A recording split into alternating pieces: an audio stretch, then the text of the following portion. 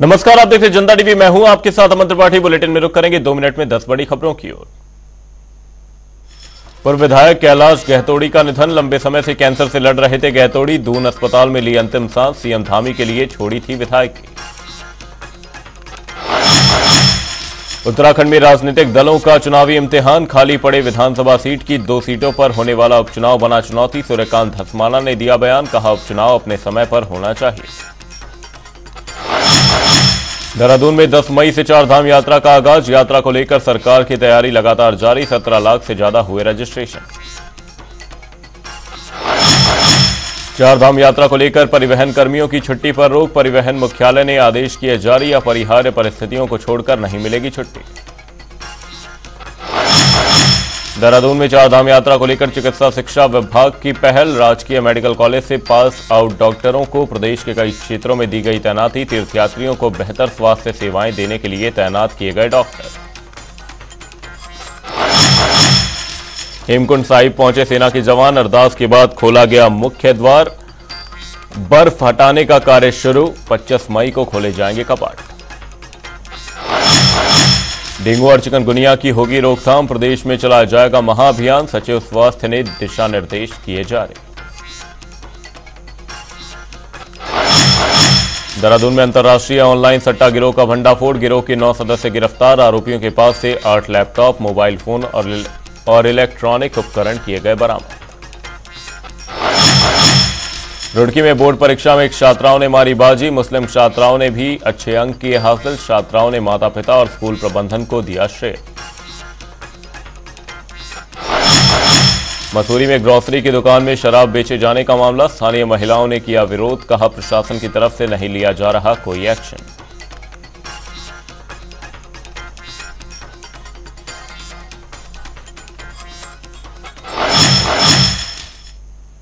Bulletin में रुक करेंगे खबरों की ओर। मुख्यमंत्री पुष्कर सिंह धामी ने दक्षिणी दिल्ली में भव्य रोड शो किया। बीजेपी के लोकसभा प्रत्याशी रामवीर सिंह बिधोड़ी के पक्ष में आयोजित जनसभा को संबोधित किया और जनता से भारतीय जनता पार्टी को भारी मतों से विजयी बनाने की अपील भी की।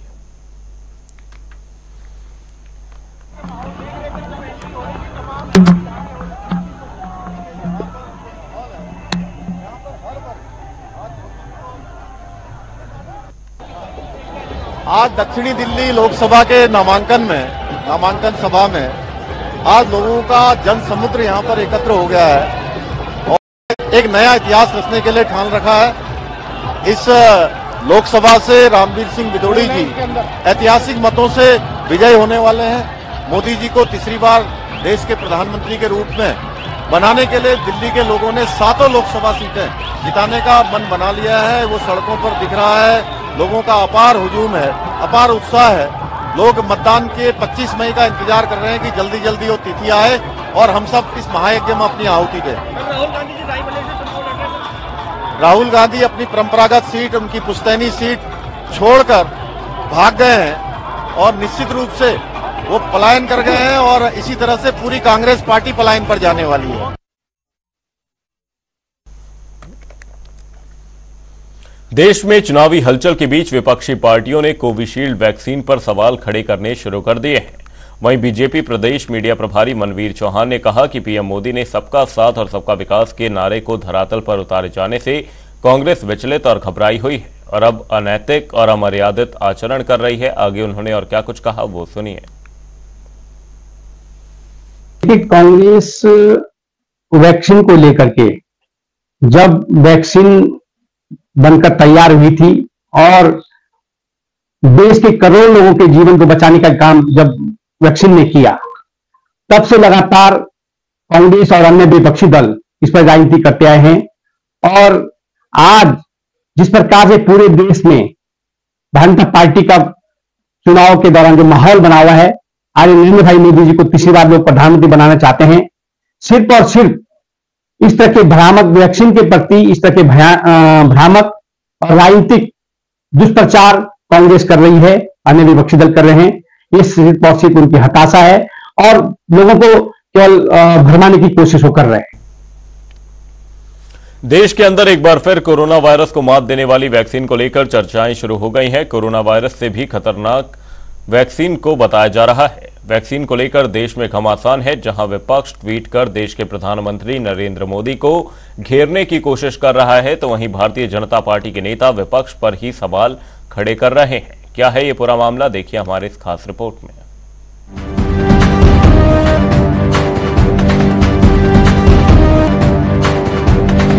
एक बार फिर देश के अंदर कोरोना जैसा हाहाकार मचा हुआ है और इस बार कोरोना वायरस से नहीं बल्कि वैक्सीन से मचा हुआ है। जहां वैक्सीन को लेकर विपक्ष देश के प्रधानमंत्री नरेंद्र मोदी पर हमलावर है। अपने ट्विटर अकाउंट से वैक्सीन के साइड इफेक्ट्स को देश के प्रधानमंत्री नरेंद्र मोदी की लापरवाही बता रहे हैं। कोई ट्वीट करके साइड इफेक्ट से हुई मौत पर मुआवजे की मांग कर रहे हैं, तो कोई वैक्सीन का श्रेय साहब का और साइड इफेक्ट के जिम्मेदार नेहरू जी लिखकर पीएम मोदी का मजाक बना रहा है। ये बात तो खुद वैक्सीन कंपनी ने भी कही। मोदी को मिला चंदा, जनता को मिला हार्ट अटैक। वहीं आम आदमी पार्टी के नेता संजय सिंह ने भी अपने ट्विटर अकाउंट से ट्वीट कर कहा कि भारतीय जनता पार्टी ने खिलने की कोशिश की। संजय सिंह लिखते हैं कि बीजेपी की केंद्र सरकार ने जनवरी 2021 में कोविशील्ड वैक्सीन को ठेका दिया और 1 करोड़ 10 लाख डोज मांगी गई। इस समय इसका दाम 150 रुपए था। इसके बाद जब ये वैक्सीन बाजार में आई तब इससे हाहाकार मच गया और मार्च 2021 में दुनिया के कई देशों ने इस पर बैन लगा दिया। मार्च 2021 में जब पूरी दुनिया इस वैक्सीन पर बैन लगा रही थी, तब हमारे प्रधानमंत्री ने फिर से इसी कंपनी को 10 करोड़ डोज का ऑर्डर दे दिया। उन्होंने कोविशील्ड नाम की एक कंपनी को वैक्सीन का ठेका दिया। जनवरी 2021 में यह ठेका दिया गया और 1 करोड़ 10 लाख डोज इस कंपनी से मांगी गई। उसका दाम रखा गया 150 रुपए। उसके बाद जब ये वैक्सीन मार्केट में आई तो दुनिया के कई हिस्सों में हाहाकार मच गया,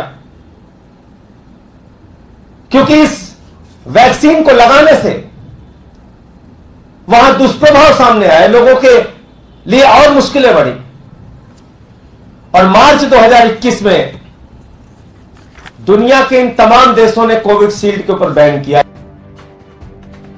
तो दूसरी ओर भारतीय जनता पार्टी भी कहां चुप रहने वाली थी। इन सभी का जवाब देने में उतर पड़े उत्तराखंड के पूर्व प्रदेश कोषाध्यक्ष आशीष गुप्ता ने सभी के ट्वीट का जवाब देते हुए कहा कि नेताओं को खाली आदत है सवाल उठाने की। देश के प्रधानमंत्री नरेंद्र मोदी ने वैक्सीन देकर न जाने कितनों की जान बचाई और पहला टीका अपने लगवाया। उन्होंने कहा कि हर मेडिसिन पर कुछ न कुछ साइड इफेक्ट होता ही है। कुछ विपक्षी नेताओं की खाली आदत है कि जो हो रहा है क्यों हो रहा है, अच्छा हो रहा है तो क्यों हो रहा है। इसी आदत के तहत जब कोरोना फैला तो उन्होंने कहा पूरा भारत में लोग मर जाएंगे, देश हमारा बर्बाद हो जाएगा। विदेशी ताकतों के साथ मिलकर उन्होंने ऐसी ट्वीट करने की कोशिश करी, देश के लोगों के मान सम्मान और आत्मविश्वास को डिगाने की कोशिश करी। लेकिन जब मोदी ने टीका दिया, फ्री टीका दिया, देश के करोड़ों करोड़ों लोगों की जान फ्री में बचा दी, वो लोग अचंभित हो गए। उस समय भी उन्होंने ये ड्रामा करा, ये टीका मार देगा, ये कर देगा, वो कर देगा। लेकिन मोदी जी ने सबसे पहले आके वैक्सीन का टीका लगाया, लोगों ने उसको सराहा। और आज हम देखते हैं कि पूरे विश्व में हमारे जहां विकसित देश परेशान हो गए, उनकी स्वास्थ्य सेवाएं चरमरा गई। भारत अडिग खड़ा है और कहीं ना कहीं और तेजी से विकसित राष्ट्र बनने की तरफ चल रहा है। आज 2 साल से ज्यादा हो गई कोरोना को समाप्त हुए हुए, और अब जाकर उन्हें पता लग रहा है कि इस तरीके की जो घटनाएं हैं कि वो होना चाहती हैं। लेकिन मित्रों, अगर कुछ बात होती, मैं आज ही अखबार में पढ़ रहा था कि यदि इसके दुष्प्रभाव आने वाले होते तो 6 महीने में आ जाते। लेकिन जैसे एस्ट्राजेनेका ने कहा कि 10 लाख में से 1 लोगों पे इसका साइड इफेक्ट हो सकता है। ये तो हर दवाई पर, यदि मैं अगर ब्लड प्रेशर की दवाई भी खा रहा हूं तो उस पर भी लिखा रहता है। तो इन बात को बतंगड़ ना बनाकर चीजों को समझने की कोशिश करें, देश के विकास में ध्यान दें। हर बात के लिए मोदी को दोष देना और तारीफ करना नहीं, ये विपक्ष की हताशा को दर्शाता है। देश के अंदर चुनावी माहौल है, कोरोना वायरस की स्थिति अब विपक्ष में वैक्सीन को लेकर बना दिया है और तमाम मौतों का जिम्मेदार मोदी को ठहरा रहे, तो दूसरी ओर मोदी की सफाई में भारतीय जनता पार्टी के नेता भी मैदान में उतर गए। ऐसे में देखने वाली बात होगी कि वैक्सीन का मुद्दा विपक्ष के लिए कितना फायदेमंद होता है और भारतीय जनता पार्टी को कितना नुकसान पहुंचता है। जनता टीवी के लिए काशीपुर से अजहर मलिक की रिपोर्ट।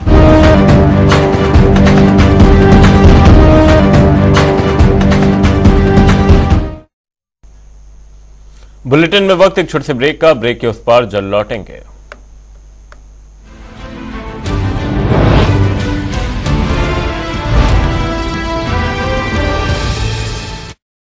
रूप मंत्रा आयुर्वेदिक फेस वॉश, इसमें है क्यूकम्बर के प्योर एक्सट्रैक्ट्स जो नेचुरली चेहरे को मॉइस्चराइज रखे। ये कोई कॉस्मेटिक नहीं, आयुर्वेदिक औषधि है। केसरिया से मन जोगी हुआ रे, दिल झूमे देखो मतवारा हुआ रे। केसरिया से मन जोगी हुआ। हर पल मनाओ केसरी त्योहार। विमल, बोलो जुबान केसरी।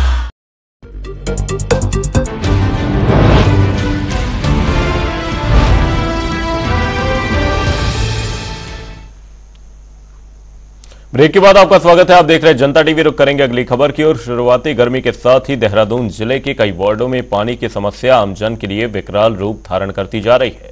हालात कई जगह ये हैं कि लोग पीने का पानी दूर से लेकर आ रहे हैं। वहीं पानी की समस्या को गहराता देखकर कांग्रेस के वरिष्ठ नेता सूर्यकांत धस्माना सहित वार्ड पार्षदों ने जल संस्थान का घेराव करते हुए महाप्रबंधक नीलिमा गर्ग को जल संकट की समस्या से अवगत कराया।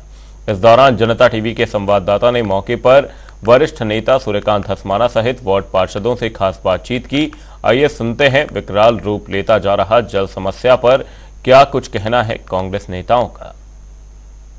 की समस्या उत्तराखंड में काफी गहराते जा रहा है। इस जल की समस्या को लेकर कांग्रेस पार्टी के द्वारा आज जल संस्थान में प्रदर्शन किया गया, जहां पर कांग्रेस से जुड़े हुए तमाम नेता और विभिन्न वार्डों से कई लोग आए थे। वहीं हमारे साथ मौके पर मौजूद है सूर्यकांत धस्माना। आइए इनसे बात करते हैं। सर, जल समस्या एक प्रमुख विकराल रूप लेते जा रहा है, आप इसको किस प्रकार से देखते हैं और आप आज यहाँ घेराव के लिए आए, आपको क्या आश्वासन मिला? भाई, राजधानी है देहरादून और राजधानी में अगर संकट इतना गहरा है तो आप कल्पना कर सकते हैं कि राज्य के दूर दराज के इलाकों में, पहाड़ी इलाकों में, जहां कोई कहने वाला नहीं है, सुनने वाला नहीं है, वहां क्या हालत होगी। देहरादून के 100 के 100 वार्ड इसमें पानी के संकट से ग्रसित हैं। हमारे राजपुर की पार्षद आई भी हैं, वहां पर डाक पट्टी से लेकर के जहां कभी पानी का संकट होता ही नहीं था, उस इलाके में पानी का संकट है। कैनाल रोड में पानी का संकट है। इसी प्रकार से भगत सिंह कॉलोनी में है, इसी प्रकार से ब्रह्मपुरी में इलाके में, इसी प्रकार से पूरे देहरादून का कोई इलाका ऐसा नहीं बचा है। नेशनल रोड हो, जहां मुख्यमंत्री रहते हैं, हाथी बड़कला, उस जगह में पीने के पानी का संकट है। तो राज्य की राजधानी में अगर ये संकट है तो मैं समझता हूं पूरे राज्य की हालत खराब है। इसलिए आज मुख्य महाप्रबंधक का घेराव करने में अपने साथियों के साथ आया था। उनको चेतावनी देके जा रहा हूं कि एक सप्ताह के अंदर अगर ये पानी का संकट दूर नहीं हुआ तो ये लड़ाई सड़कों पर होगी, अब गली मोहल्ले में होगी। अब जनता को लेकर के आज पार्टी के लोग आए थे, इसके बाद हम जनता को लेकर के इनका घेराव करेंगे, चाहे हमको मुख्यमंत्री का घेराव करना पड़े। सर, इसके पीछे आप क्या वजह मानते हैं, क्या प्रमुख वजह रही होगी? क्या भाजपा वो फेल होते जा रही है? सरकार की उदासीनता। सरकार को यह समझ में नहीं आ रहा है कि राजधानी बनने के बाद देहरादून में 24 साल में आबादी कितनी बढ़ गई, 5 गुना 6 गुना आबादी बढ़ गई। घरों की संख्या, जो घनत्व था वो बढ़ गया। जब इतनी बड़ी संख्या में आबादी बढ़ेगी, इतनी बड़ी संख्या में घर मकानात बढ़ेंगे तो पीने का पानी का संकट तो होगा ही। जब जल स्रोत नहीं बढ़ेंगे, जल स्रोत आपने कोई बढ़ाया नहीं, सोर्स आपने कोई बढ़ाई नहीं, मैसी फॉल पे आप डिपेंड हो, आप बीजापुर पर ही डिपेंड है। आपके पास नया स्रोत, जो हम बार बार कहते हैं कि सौंग नदी पर बांध बना करके पीने के पानी का इंतजाम करो, उसको सरकार कर नहीं रही है। जब गले गले आ जाती है, जब गर्मी आ जाती है, जब संकट सामने खड़ा जाता है, तब सरकार जागती है। जंगलों में आग लगी है पूरे प्रदेश के, जब जंगलों में आग लगने लगी तब हेलीकॉप्टर लेकर के घूम रहे हो। उससे पहले आप सितंबर अक्टूबर में क्यों नहीं तैयारी करते? पीने के पानी की समस्या आपको मालूम है कि अप्रैल मई में गर्मी शुरू होगी, तो आप उसकी तैयारी फरवरी में क्यों नहीं करते?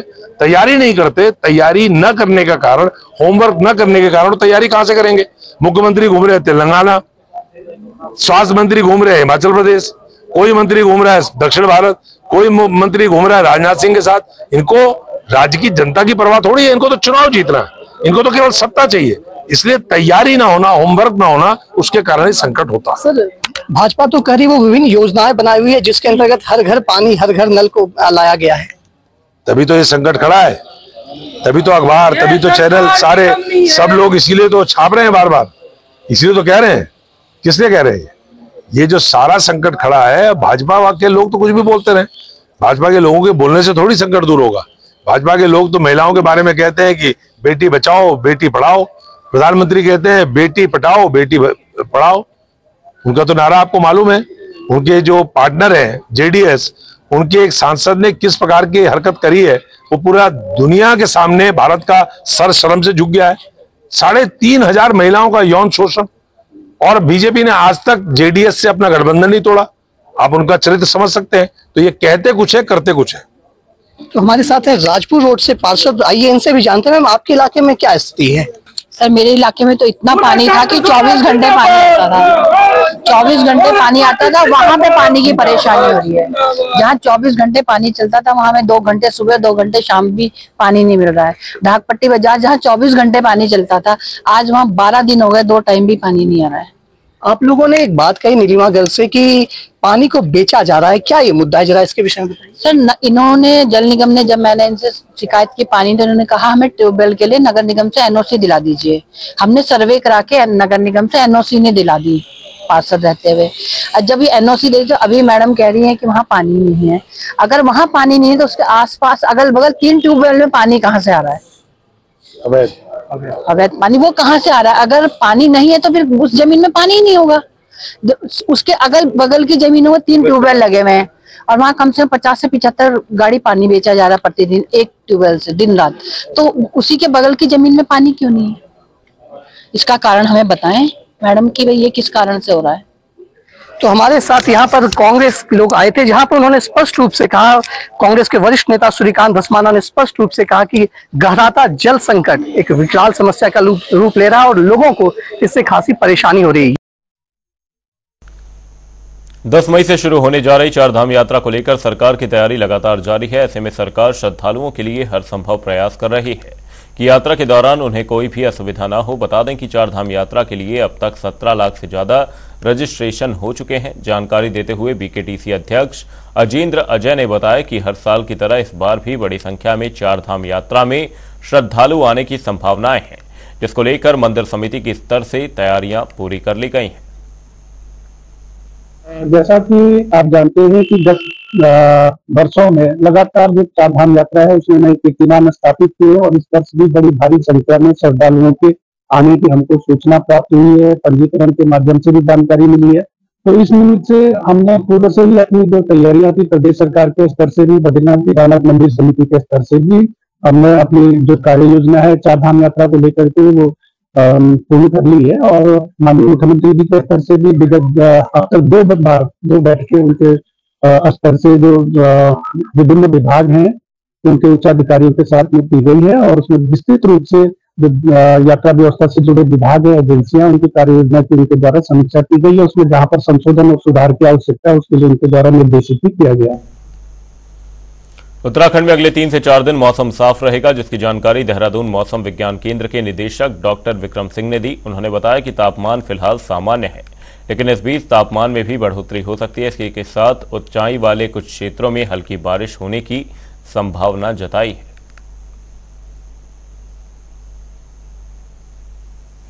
और देख रहे हैं कि अभी मौसम साफ ही है 2-3 दिन से, और आगे भी इसके 3 से 4 दिन कोई विशेष एक्टिविटी 6 तारीख तक अगर देखें 7 तक भी जो है तो बहुत ज़्यादा एक्टिविटी कुछ है नहीं। अंदर के डिस्ट्रिक्ट जो उत्तरकाशी, चमोली, पिथौरागढ़, रुद्रप्रयाग, बागेश्वर है तो उनमें छुटपुट एक्टिविटी जो है देखने को मिलेगी, हल्की एक्टिविटी जो है रेन या थंडरस्टॉर्म की। लेकिन बाकी जगह देखें तो ये जो एक्टिविटी बल्कि जो अंदर के डिस्ट्रिक्ट्स में अभी 3 से 4 दिन की अगर बात कर लें 6 तारीख तक जो है तो हायर रीचेज में ही ज़्यादा इसकी संभावना है। तो और जगह जो एक्टिविटी है वो करीब करीब मौसम अभी ड्राई रहने वाला है।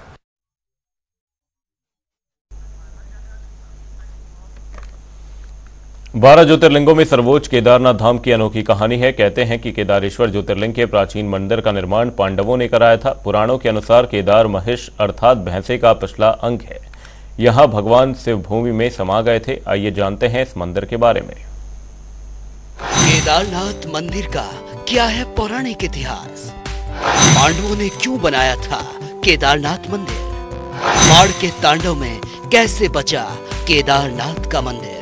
देश के 12 ज्योतिर्लिंगों में केदारनाथ धाम सबसे ज्यादा ऊंचाई पर बसा है। ये धाम मंदाकिनी नदी के किनारे 3581 मीटर की ऊंचाई पर है, जो उत्तराखंड का सबसे विशाल शिव मंदिर है और पत्थरों के शिलाखंडों को जोड़कर बनाया गया है। ये ज्योतिर्लिंग त्रिकोण आकार का है और इसकी स्थापना के बारे में कहा जाता है हिमालय के केदार श्रृंग पर भगवान विष्णु के अवतार नर और नारायण ऋषि तपस्या करते थे। उनकी तपस्या से प्रसन्न होकर भोलेनाथ प्रकट हुए और उन्हें ज्योतिर्लिंग के रूप में सदा वास करने का वरदान मिला। भगवान केदारनाथ के दर्शन के लिए यह मंदिर केवल 6 महीने ही खुलता है और 6 महीने इस मंदिर के कपाट बंद रहते हैं। ये मंदिर वैशाखी के बाद खोला जाता है और दीपावली के बाद पड़वा को बंद किया जाता है। जब 6 महीने का समय पूरा होता है तो मंदिर के पुजारी इस मंदिर में एक दीपक जलाते हैं जो अगले 6 महीने तक जलता रहता है। 6 महीने बाद जब ये मंदिर खोला जाता है तो ये दीपक जला हुआ मिलता है। दीपावली महापर्व के दूसरे दिन बंद होते हैं कपाट। 6 माह तक जलता रहता है दीपक। मई में केदारनाथ के खोले जाते हैं कपाट। तब उत्तराखंड की यात्रा शुरू होती है। केदारनाथ धाम का उल्लेख स्कंद पुराण के केदार खंड में मिलता है। कहा जाता है कि मंदिर का निर्माण कत्यूरी शैली में हुआ। पांडवों के वंशज जन्मेजय ने यह मंदिर की स्थापना की और बाद में आदि शंकराचार्य द्वारा इसका जीर्णोद्धार करवाया गया। ऐसी मान्यता है कि द्वापर काल में जब पांडवों ने महाभारत का युद्ध जीता तब उन्हें इस बात की ग्लानि हो रही थी। उन्होंने अपने भाइयों सगे संबंधियों का वध कर दिया। उन्होंने बहुत पाप किया, इसे लेकर वो बहुत दुखी हुए। इन पापों से मुक्ति पाने के लिए पांडवों ने भगवान शिव के दर्शन के लिए वो काशी पहुंचे। लेकिन इस बात का पता जब भोलेनाथ को पता चला तो वो नाराज होकर केदारनाथ चले गए। फिर पांडव भी भोलेनाथ के पीछे पीछे केदारनाथ पहुंच गए। फिर भगवान शिव ने पांडव से बचने के लिए बैल का रूप धारण कर बैल के झुंड में शामिल हो गए। तब भीम ने अपना विराट रूप धारण कर 2 पहाड़ों पर अपना पैर रखकर खड़े हो गए। सभी पशु भीम के पैरों के नीचे चले गए, लेकिन भगवान शिव अंतर्ध्यान होने वाले ही थे कि भीम ने भोलेनाथ की पीठ पकड़ ली। पांडवों की इस लालसा को देखकर शिव भगवान बहुत प्रसन्न हुए और उन्हें दर्शन दिए। इसके बाद पांडव इस पाप से मुक्त हुए। इसके बाद पांडव यहाँ पर केदारनाथ मंदिर के निर्माण उन्होंने करवाया, जिसमें आज भी बैल के पीठ की आकृति पिंड के रूप में पूजी जाती है। उत्तराखंड का केदारनाथ धाम आस्था का प्रतीक है। हिंदुओं के लिए पवित्र माने जाने वाले 4 धामों में से एक है। बाबा भोलेनाथ का धाम करीब 11 साल पहले यहाँ जो कुछ हुआ वो भयावह था और तब के और अब के बाबा केदार की नगरी में बहुत बदलाव हुआ। बदलाव के बाद 16 जून 2013 और 2023 को देखें तो स्थिति साफ हो जाएगी। 10 साल पहले जो कुछ हुआ था उसने बाबा केदार की नगरी की सूरत को बदल कर रख दिया। एक रात की बारिश के बाद मंदाकिनी ऐसी उफनाई मानो हर कुछ लीला चाहती हो। पानी की धारा में सब कुछ बह गया, पेड़ घर सब कुछ तबाह हो गया। इस दौरान केदारनाथ मंदिर को भी नुकसान पहुंचा। मंदिर 12 ज्योतिर्लिंगों में से प्रमुख है, जिसमें करोड़ों लोगों की आस्था है। हालांकि नुकसान आंशिक ही था। बाद में कई शोध संस्थानों ने यह समझाने की कोशिश की कि आखिर इतनी विकराल आपदा में मंदिर कैसे सुरक्षित रहा। इसके पीछे कई कारण दिए गए, जिसमें मंदिर की भौगोलिक स्थिति से लेकर कईयों ने दैवीय चमत्कार तक कह दिया।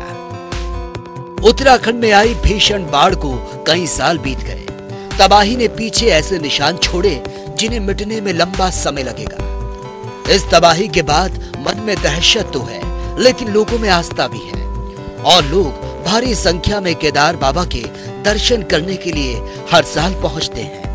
स्पेशल डेस्क, जनता टीवी।